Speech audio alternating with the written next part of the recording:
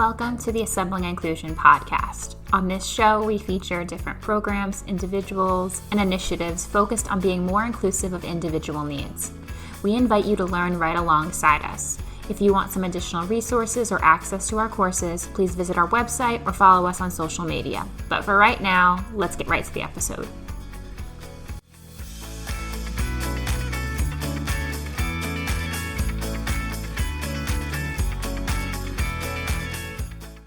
Birding is an outdoor, nature-focused activity that involves the act of watching birds in their natural habitats. This outdoor hobby is more popular than you may realize.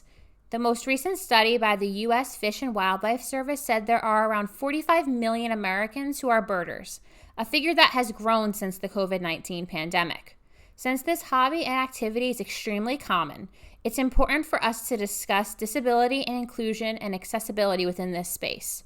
Today, we're talking to Freya McGregor, who started the organization Access Birding. Freya has demonstrated a commitment to ensuring that birding is accessible for all people.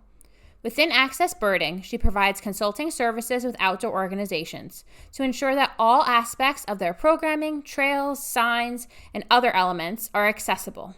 She is also working on a book related to accessible birding in the United States and has done research in this space as well. As a lover of all things outdoors, this conversation was really interesting and provided me with some new perspectives to consider, especially with regard to the activity of birding. I hope you'll learn a lot from it too. So let's dive right in. Hello and welcome back to the Assembling Inclusion podcast. Today, we're going to be talking all about improving access and inclusion within birding with Freya McGregor.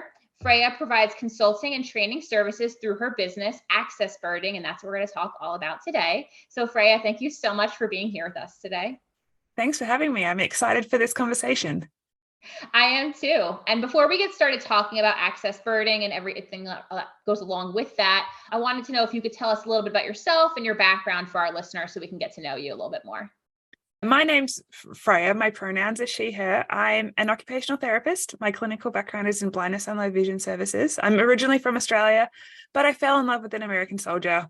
And so I've been living in the US for the last few years, and I'm a military spouse, and I'm a disabled birder. And it's really quite amazing that I've managed to combine my clinical background and the way my OT brain works with a hobby that I love and personal experience that I have to help make a really cool hobby and access to nature, which really should be a basic human right, more achievable for many folks with different disabilities and other access challenges. That's great. And that was one of the things that drew me to your company in general. I hadn't thought about inclusive bird watching and birding in general. And I was like, this is something really interesting and we really need to make sure we cover it. So I assume that your background and experience probably served as the inspiration for starting Access Birding, but I wanted to know a little bit more about like what actually led you down the path to create the company. Sure. A few fortuitous things. A couple of years ago, I co-founded the nonprofit Birdability, which is all about sharing the joys of birding with people who have disabilities. And I was the sole employee and led the organization for the first 18 months of its existence, which was really amazing work because I was working directly with disabled birders, and the birding community, particularly in the US, has this really amazing community infrastructure. There's more than 450 Audubon chapters and lots of bird clubs and state birding organizations, not to mention nature centers and things like that. So there were lots of other nonprofits and agencies really interested in this work.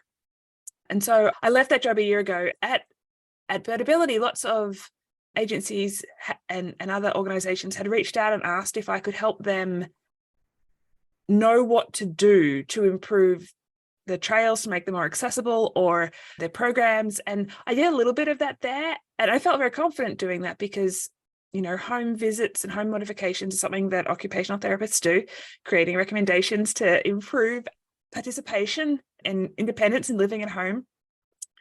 But it wasn't really the focus of the organization. So I started Access Birding to kind of complement that mission and apply my OT brain in a different way, but in the same space I also am a part-time research associate at Virginia Tech, and I'm involved remotely. I don't live in Virginia, but I'm involved in projects related to access, inclusion, disability, birding, and using birding as a therapeutic tool, which is really cool because this all intersects with my work and my background and my interests. And occupational therapy is supposed to be an evidence-based practice, and there is very little evidence around disability in birding. So that's really awesome. And then the other thing that I'm involved in is I'm writing a book for Princeton University Press tentatively called A Field Guide to Accessible Birding in the United States. And it's a really fun, really massive project, trying to visit and review 3 really great birding sites in every state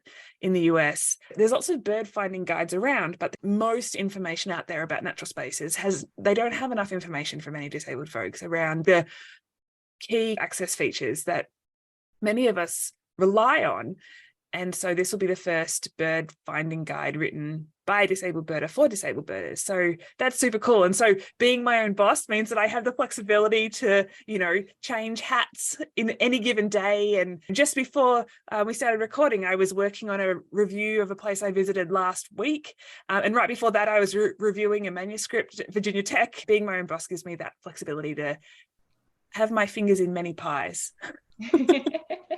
And I love how there is so much intersection between your interests, your background, your experiences. They all kind of come together within access birding, which is really cool. And I love the book. That's awesome that you're going to, so it's 3 different places in each state. Well, I'm going to more than 3 because roughly my average is about every second place is like book worthy and every other place is like, no. But I mean, there's only so much information available online, which is half the problem. And so if all this information was available online, the book wouldn't really need to exist. But despite my best efforts at being really choosy about where I go on these trips, because they're incredibly time consuming, I'm about 50%. So I'm definitely visiting more than 3, but only 3 will be included in the book. That makes sense. But I'm sure that's a very time consuming process on top of everything else that you're doing. Yeah. And it's such a privilege to be able to work in this space where it almost doesn't feel like work. It's something that I'm so passionate about, and I really enjoy all of these different ways of using my skills and my experience and my ideas, and it becomes a dilemma with the work-life balance issue. Oh, I'm sure. It's hard to find that balance, especially with something that brings you so much joy. It can be hard to separate. I know that all too well. So I know you had mentioned that there are different barriers that birders with a disability can experience when trying to bird. First of all, I didn't realize there are that many birders out there in the US specifically. I figured there was a lot, but when you mentioned how many chapters and organizations there were, I was like, wow, that's even more than I thought. But what are some of the common barriers that someone might experience when they're trying to engage in birding that you typically might support or acknowledge when working with an organization? I mean, the biggest barrier seems to be lack of access to information. Like I've just described, there's very often limited or no information available online or, even at the trailhead. And birding doesn't have to be done on a trail, by the way. There's lots of different ways of birding, which is why it's so inherently accessible and because it's so modifiable. But lots of people like hiking or walking down a trail or wheeling, and places will say this is a moderately easy trail, like as if that's enough information for anyone to make an informed decision about whether that's a trail that's worth them tackling or not. And that's just so arbitrary and not really that helpful. Like, I guess I'm not going to be like strenuously climbing a mountain, but like, what does it actually mean? Like, that's so subjective. So really good access information about trails has typical and maximum gradient, like how steep it is, how wide it is, what the surface type is, and if that changes, things like that, where people using mobility devices, people who are a bit worried about, of course, you can turn around at any time, but a lot of people want to complete a trail, like they want to go all the way to the end or all the way around the loop or whatever it is. And so that information can be really important. It's kind of key for all of us. That should be available for all trails. That's true. I'm a hiker, so I know that problem all too well. I'll say easy, medium, hard, and I'm like, For Like whom? for what? Yeah, that's very subjective. I'm like, well, what's easy? They never tell you what the gradient change is. And I'm like, okay, it's moderate, all right. But then you're scaling up the other side of a mountain and you're like, well, this isn't exactly moderate anymore Right. for Is that me. moderate for like ultra marathon runner, or is that Yeah. moderate for someone with chronic fatigue? Like what moderate for whom? And my favorite is moderately strenuous. That's my favorite description. Like really, like what does that mean? That is something that impacts, I think, everybody across the board. Yeah, those Right. are very subjective difficulty ratings. So that makes it very challenging. Right, right. Give us concrete information. We can use that. Vague generalizations like moderately strenuous really are not that helpful. Much better to describe like the terrain. Am I scrambling over rocks or is it flat the whole time? Like it's good to know, and nobody ever tells you that information until you get out there and see it, which is unfortunate. So it's great that you're doing that work to kind of support that a little bit. So you do consulting through Access Birding. You work with different parks, organizations, nature centers. So how do you typically collaborate with these organizations to make recommendations for them? Well, leaning on my occupational therapy background, it's client-centered. It depends what they're after. I can have all kinds of ideas, but if they're not interested in them, it's not very helpful, right? So a lot of times organizations want to be more inclusive and accessible, but they really just don't know the best way to do that. And disability is so stigmatized and there's very little information out there. Sometimes it's even as simple as like a 2-hour Zoom and we just talk through their ideas and they just have questions about which would be best. And I can explain why one thing is better than the alternative and why that matters and who it matters to. And I think with this work around access and inclusion, but maybe in general as humans, I think we're better at making a change or implementing something when we understand why it's relevant, not just being told, like, do this thing. You're like, why? Who cares? You know, oh, well, it's for these folks and this is why. Oh, okay. My aunt experienced a similar issue. Like now I care. Sometimes it's like that. In September, I'll be working for a 3-week intensive, a big project with a big land trust in Pennsylvania, and they have multiple preserves and 21 miles of trails. And I'm going to be there for 3 whole weeks full time working with them on describing their trails in a way that's actually helpful for people to use on their websites and signage and things, as well as making concrete recommendations for improving access. And I'm facilitating an advisory council of some local folks with disabilities in that area and seeking their input and developing a survey for more of their supporters and stakeholders. So it's quite broad, but that sort of makes sense from an OT perspective. So there's lots of different ways that I can work with people. And that's fun for me because that's what some of what is appealing about being an occupational therapist. Every day is different. It depends on who you're working with and what they're after.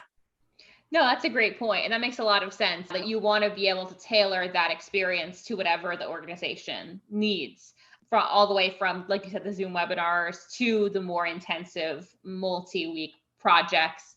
It's not necessarily just trails either. I'm sort of emphasizing trails here a lot, but programs, there's lots of interpretive programs or education programs that nature centers and other organizations might be holding. And maybe they'd like me to sit in on their 3rd grade program and consult with them afterwards about what they might consider modifying. Maybe it's the materials they're using or the physical space they're holding it in, or even the positioning of the instructor relative to the attendees or the language choices that are being used, so that they can make sure that this program is as accessible and inclusive as possible for the broadest number of attendees. Because, again, folks are trying, but they don't necessarily know exactly what the best thing is to do. So program consulting is something that I also do as well. That makes sense too. I'm sure a lot of those organizations are running programs, especially for either from adults down to children. I'm sure that there's different nature-based programs going on. So that's great that they're trying to make the effort to make those changes so that more people can feel included within those programs. You also run workshops, right? Is that correct? So what types of sessions do you typically run? Again, it depends. I'm just about to run a full day workshop in Oregon. Another land trust partnering with the local arboretum are hosting me for their staff, their volunteers, interpretive staff, management staff.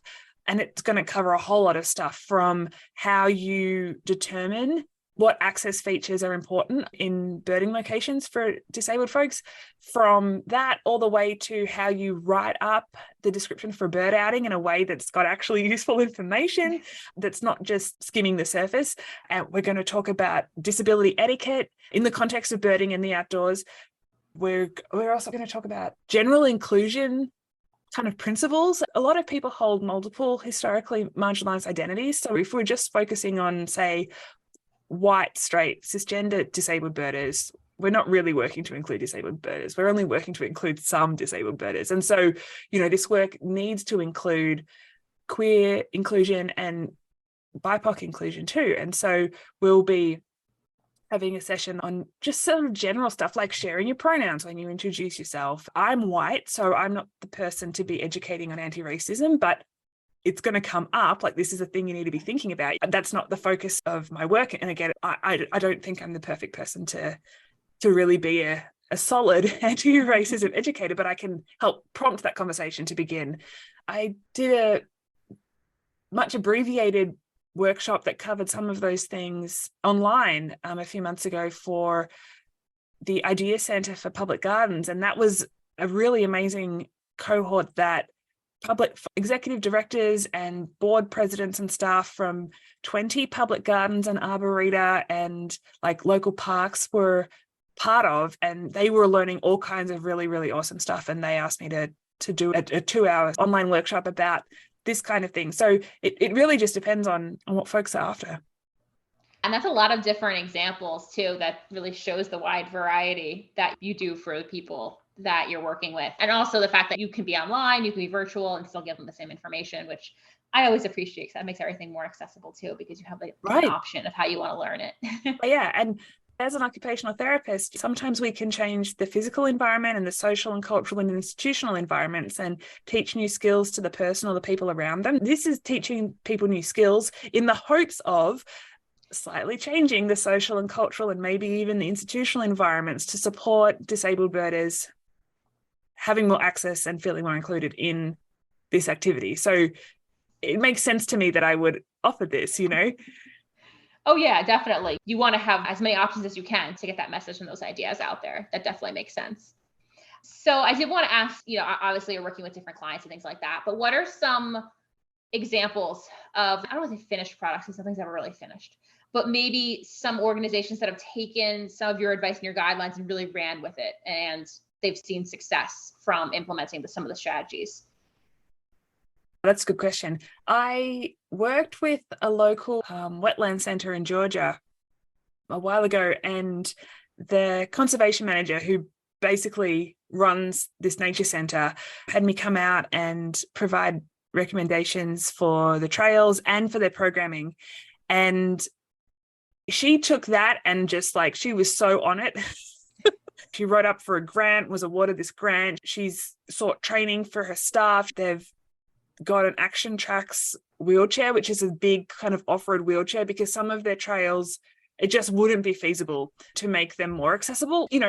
I'm not advocating for every single trail to be accessible. That's not the point. The point is, of the ones that could be, is there ways to improve them? That's what I'm interested in. Not making everything, flat and paved. That's not the point.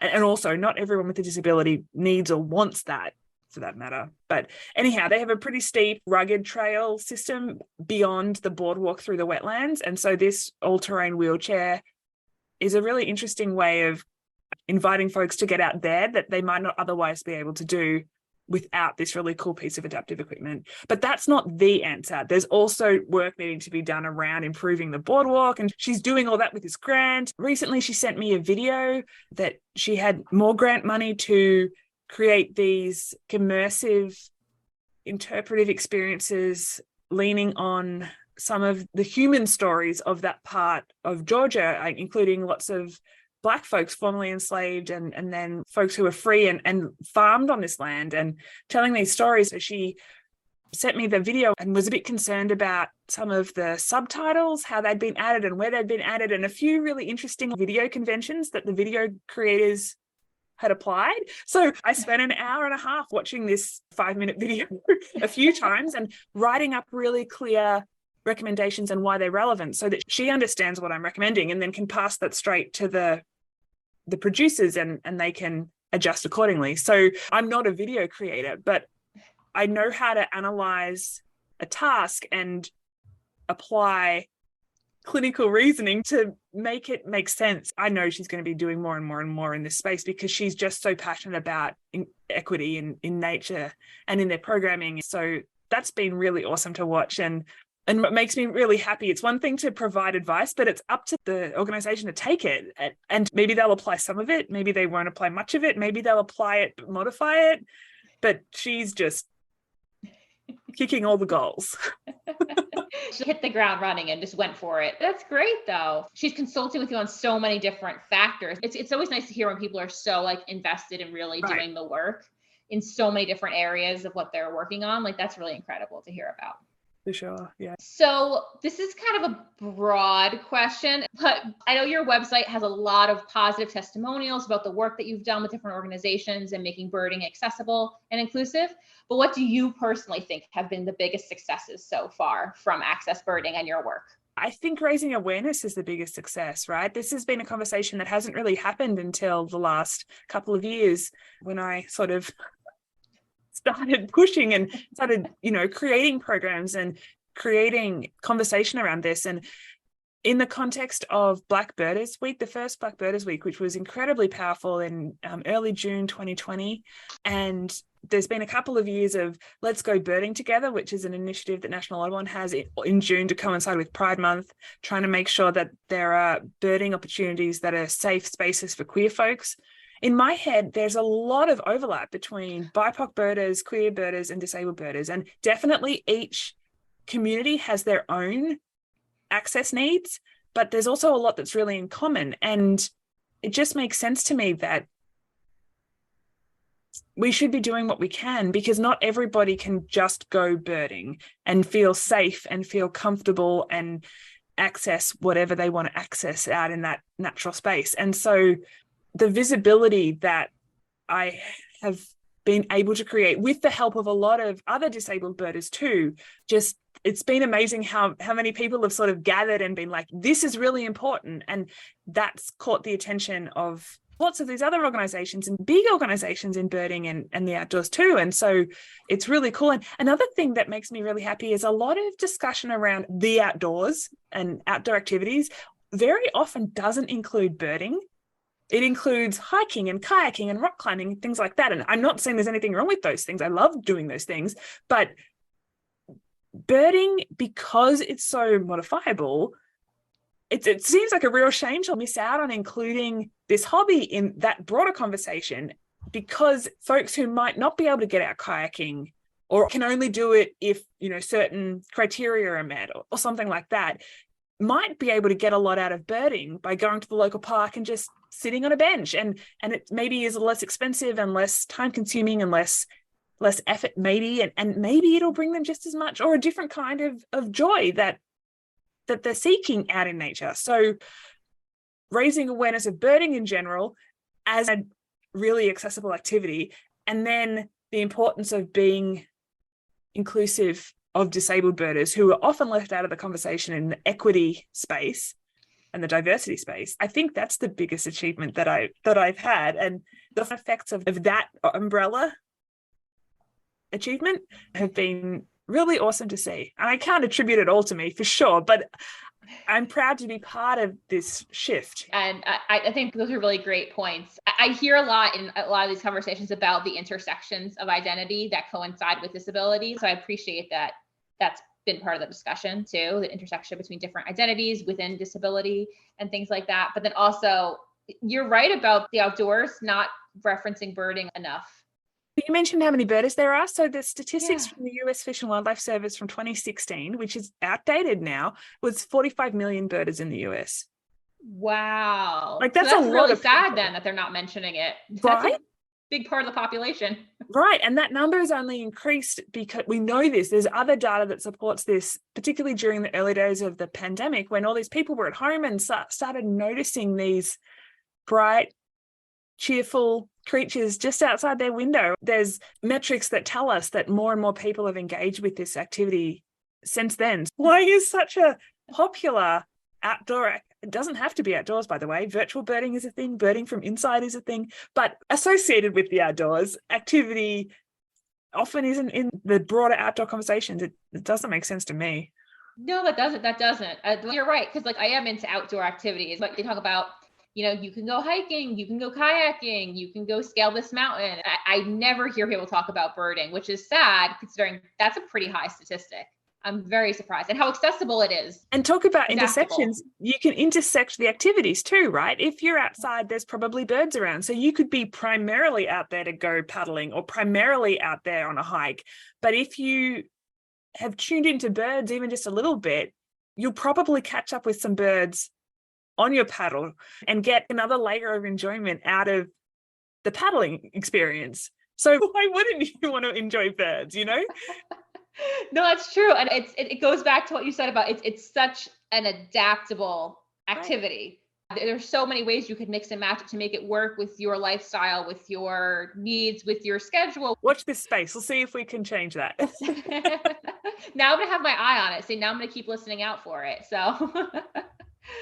I know that goes back to you had hosted a webinar recently, and I say recently, but I was looking at this a while ago, so I don't remember what actually date it was. That was containing information about optics and mounts and accessible power wheelchair users, which I noticed was a little different from like some of the other resources I had seen on your website. So I was wondering if you could tell us a little bit about that. So I had a doctorate of occupational therapy student with me for his final capstone project, which is 3 months full-time after he's completed all his coursework and field work. It's the last thing they have to do before they graduate. And adaptive equipment is a really occupational therapy thing, and therefore something that I'm interested in, because if we have more knowledge of what equipment can support participation in birding, we inherently make birding a little bit more accessible. And so Alex, my student, and I conducted this research project with 4 birders who use power wheelchairs. And we know other birders who use wheelchairs, manual or power, who have mounts on their wheelchairs that hold up like a spotting scope or a monocular, which is like half of a binocular. It's just like one eyepiece that's small. And there isn't anything on the market that's made specifically for this purpose. There's lots of mounts that hold up tablets and things like that, but not something as heavy and not something that needs to be as stable as an optic. So we had a whole lot of different mounts that, as far as we could tell from photos, might hopefully do a good job at this. And we had quite a few different binoculars and monoculars to trial with these folks. And it was really, really cool because we got a lot of really valuable information that optics manufacturers can apply to future designs, as well as hopefully someone out there will want to manufacture a mount for this purpose, because this would be a great thing, right? Many nature centers and national wildlife refuges and state parks have loaner binoculars that anyone can borrow. And it's awesome. I've used loaner binoculars. Lots of people haven't used binoculars before or can't afford them, or there's all kinds of reasons. And what a cool thing it would be to have a mount and a monocular or a small scope that someone could borrow and attach to their wheelchair. This research hasn't been published yet, but it will be. I've done a couple of episodes talking about like wheelchair functions. We talked about the tablet mounting and things like that, but that's interesting to have like a scope to be able to see. Yeah, a lot of birders use spotting scopes, which are sort of like telescopes, but because the magnification is so strong, you mount them on a tripod so that they're stable when you look through them. Otherwise, if you handheld them, there would be some shake and it would be hard to focus because they're so magnified. And so binoculars are one thing, but trying to maneuver in a wheelchair up to a tripod can be really difficult because there's only so much space. And if you knock it over, these scopes are really like a couple $1,000 kind of expensive. And if you're in a group on a organized bird outing, the height that you'll need to look through that scope will be a different height than all the standing people. And so being able to have a decent optic mounted on your wheelchair that you can just use, that's just at your height, and you don't have to figure out this tripod scenario. You don't need a scope to be a birder.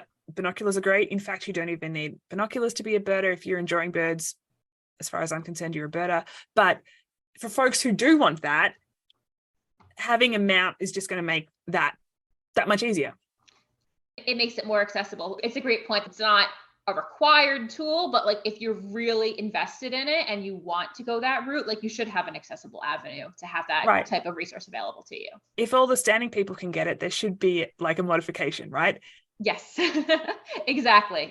There needs to be a modification for it. I'm glad you told us a little bit about that. So my last question for you is just kind of looking ahead, what are some future goals or aspirations that you have for access birding? Is there anything specific that you have coming up that you wanted to share, or just any kind of overall large scale goals that you're hoping for the future?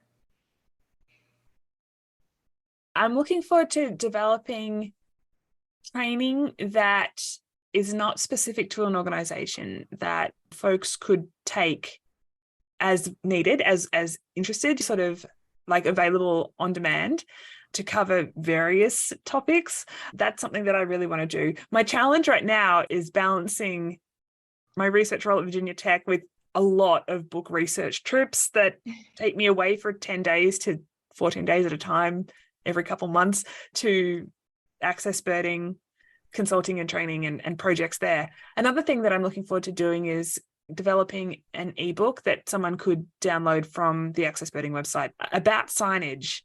There's so many different examples, some great, some less great, of interpretive signage, you know, that like tells you about the landscape or the trees or whatever when you're on a trail, or the maps at trailheads, or other signage that might be out in natural spaces. And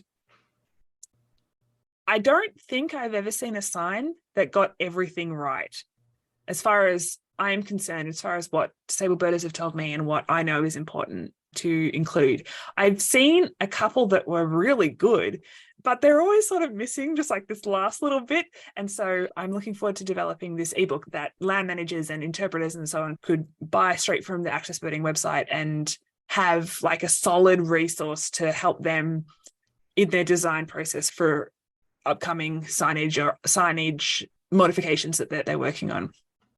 That'll be really good. I always like the idea of like the on-demand like stuff for people who are looking like for the right now, just in the meantime. It's probably gonna be something that's, I'm sure, really helpful to a lot of different organizations. Yeah, and if we did a consulting session, I can talk through all of that stuff with them, but this ebook would have lots of photos of examples of like, do this, don't do that.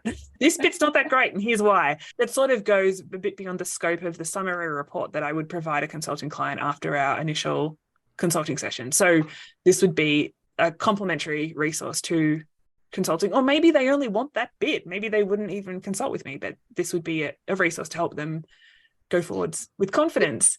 Yeah, that sounds like a great plan. And I'm excited to see all of the great work that I'm sure you'll continue to do through Access Birding, through other avenues with your research and everything. I want to thank you so much for being here with us today, for telling us all about accessible and inclusive birding and your work. I really appreciate you taking the time today. Yeah, thank you. And hey, another thing that I am looking forward to doing in the future is helping create more of that disability representation in the birding community. There's a soft launch right now, as of yesterday, actually, as we record this, of some t-shirts. There's going to be stickers coming, maybe even patches of a design that says "We all deserve to access birding." And it's got part of the Access Birding logo on it, which has a non-gender specific silhouette of someone seated in a manual wheelchair under a tree looking through binoculars at birds. And I hope that that will speak to birders who are interested in this social justice side of things. I mean, we all do, whether we use a wheelchair, whether we don't, whether we use a wheelchair sometimes, whether we're white or black or queer or female or young or older, like it doesn't matter. We should all be able to enjoy birds and get out in nature if we want to. And so that is a little bit of like gentle advocacy. I hope that just wearing these shirts around at parks and in the community, folks will be like, oh yeah, of course there could be disabled birders if they don't know anyone already who's a disabled birder. Like just that representation can help just flick that switch of like who is a birder and who is not, and who should be in outdoor spaces, and who are we not seeing here, and why is that, and is there something we can change about that? You know, so that's another thing. It's not consulting or training, but it's part of this overall effort. So there's a soft launch right now. If you happen to be interested in such a product, accessbirding.com, and there's the button for the store, and it'll take you to that. But I hope that will hit home with a few folks in the birding community. Oh yeah, I'm sure. And I'll make sure for our listeners to link that. Obviously I'm going to link the website directly in the show notes, but I will also put the direct link to that store as well, because that's really great for awareness purposes, just bringing awareness to the issues. I love that.